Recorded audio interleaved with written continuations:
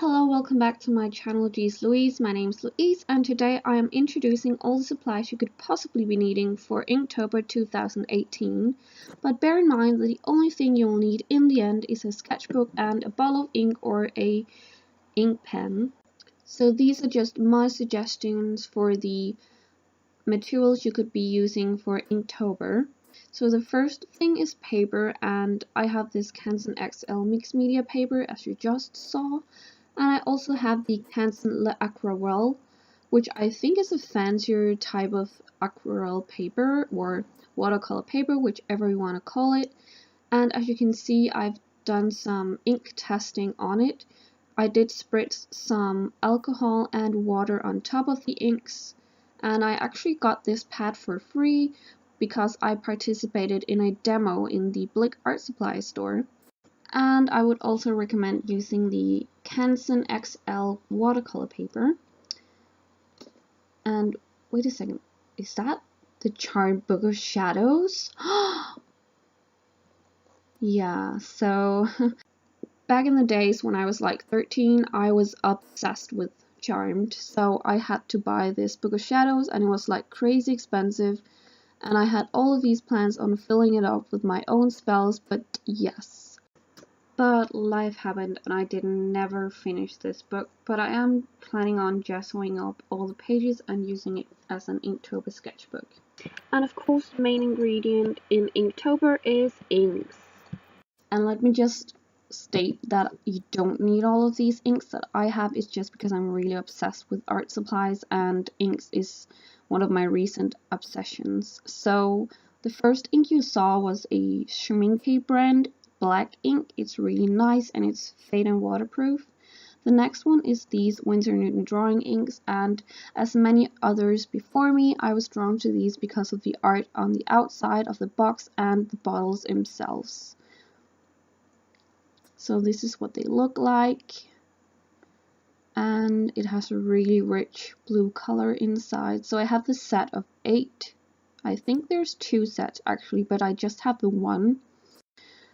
And this is a really cheap one from a cheap store. It works as well, and a Sakura poster color, which is also in black. And then I have a lot of Bombay inks. I have the round set 1 Bombay ink.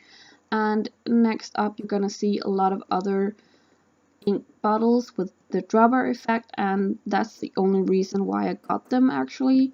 Also because of the colors though, but I just really like this. It's so ASMR.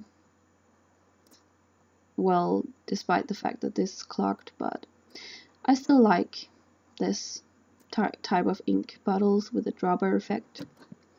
And I also have the FW inks, both the regular ones and some of the pearlescent ones. And I did buy these for Inktober last year, so I bought them in kind of Inktober colors. So I have a lot of oranges, purple, and black, white with some shimmer, and a black with shimmer as well.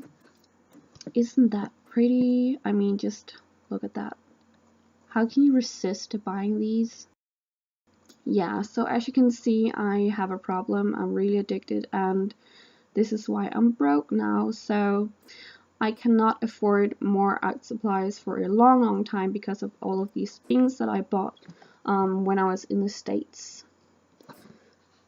And if you don't know, I live in Denmark, and I was in New York for 6 months for a study abroad trip, and I went a little crazy with the art supplies because they're super cheap compared to Denmark.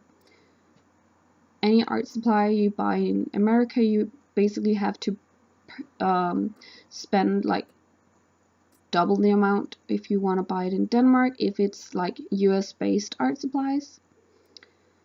Yeah, these ones are really smelly.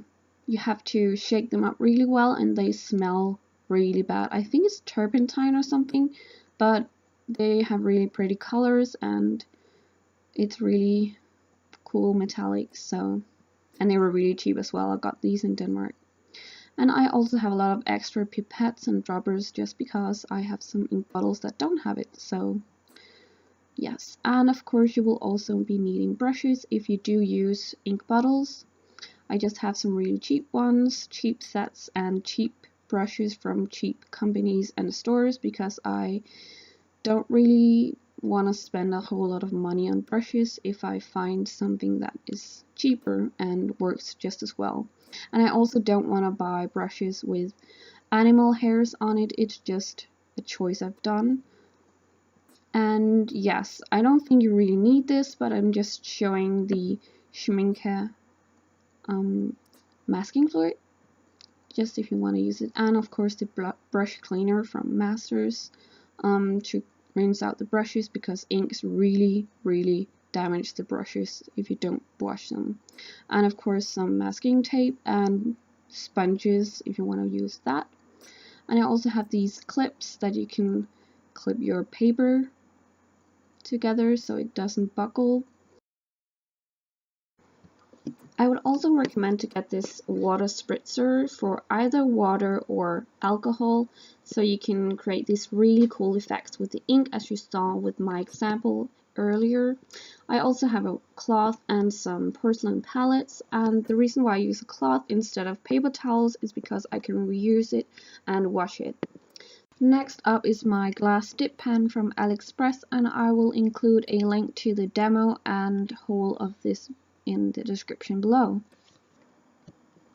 And of course there's no Inktober without ink pens. I have a lot of different ink pens.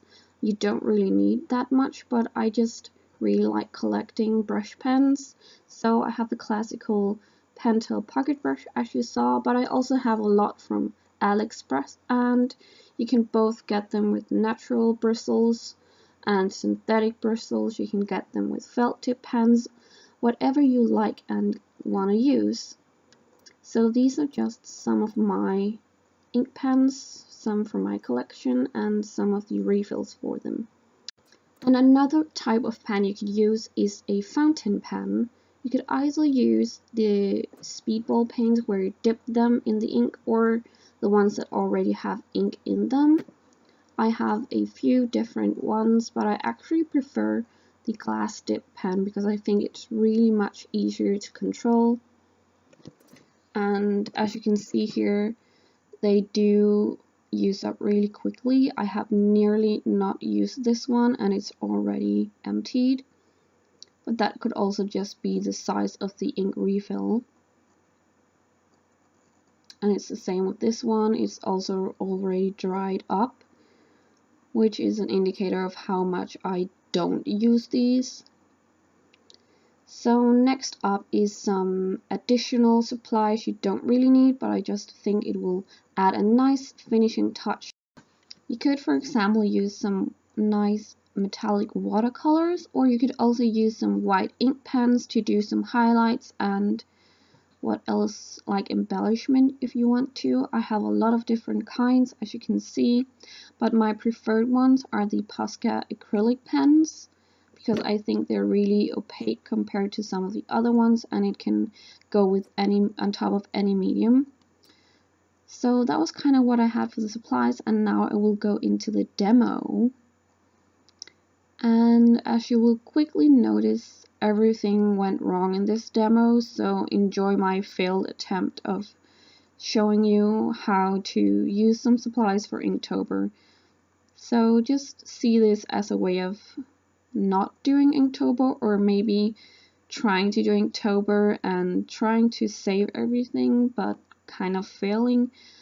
And I think in the end you don't really fail if you just try it at least and try to fix it, because you shouldn't really scrap a piece just because you think you're failing. You should also always try and save it, and in the end you've learned something, I hope. So I at least learned a lot about using these inks and being kind of patient with materials and waiting for them to dry, which I didn't really do in this piece. So I think I'm really ready for Inktober now. And yeah, thank you so much for watching, and I hope you enjoy the rest of this video where I attempt to do an Inktober piece and fail miserably.